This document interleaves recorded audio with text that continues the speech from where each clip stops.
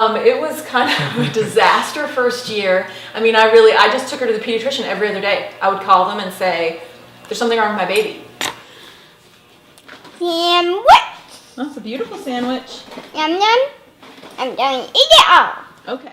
She slept all the time. I was having to set an alarm clock to try to make her eat. She got really jaundiced because her liver didn't kick in to flush any thing out of her system because she wasn't eating. She just didn't seem to be breathing well. She was breathing through her mouth a lot, which isn't normal for a baby. And then finally the geneticist that saw her originally said, let's just run the genetic test to see, because nothing else even comes close to making sense. And so they ran the test, and we found out just after her first birthday that she had tested positive for CHARGE syndrome. Homework's not your favorite, is it? You told Miss Brown you did not ever want to go to middle school because they have homework on the weekends. Because it is so rare, it's very difficult to find specialists that What are you looking for? that know how to treat CHARGE syndrome. There's no two cases of CHARGE syndrome that are the same.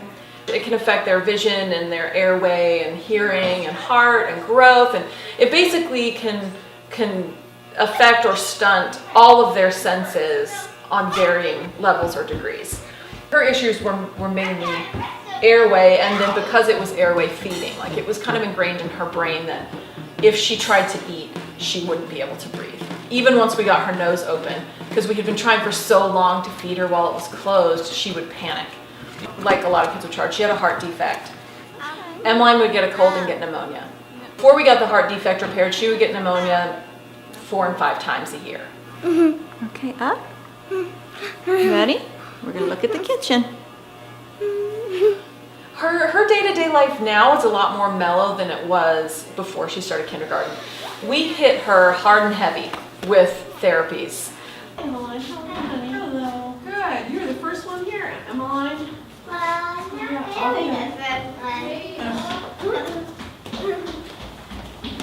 There are moments where when she tries to interact with her peers and her peers are being very sweet and understanding with her about it, that just breaks my heart. Like playing tag and watching all the other kids walk while Emmeline's running so that she can catch them. It's so sweet yet heartbreaking at the same time. Well, it's funny. It's really hard though to know what, the interior, right, of her mind and how she sees the world, because, when you say you want her to hear, don't you? Well, yeah, because I grew up hearing, and so I want her to do the same things that I know I enjoyed as a kid, but she's a different person, and I don't think that she misses it. I don't think she sits around going, I wish I could hear better. She doesn't know. She doesn't have semicircular canals in her inner ear, so the little bit that helps us with balance, helps us sense when we're upright and stuff, she doesn't have it. She balances completely visually and how her feet feel on the ground. So she doesn't look down a lot. She's looking at the horizon. It kind of overstimulates the senses that are functioning at a higher level. Her vision gets very overtaxed. If she's out and the sun's out, she has to wear a hat and sunglasses, because if she squints, it makes her field of vision even smaller and the balance a little more sketchy. Sometimes she has meltdowns at school, like emotional breakdowns and stuff, because she's just overstimulated.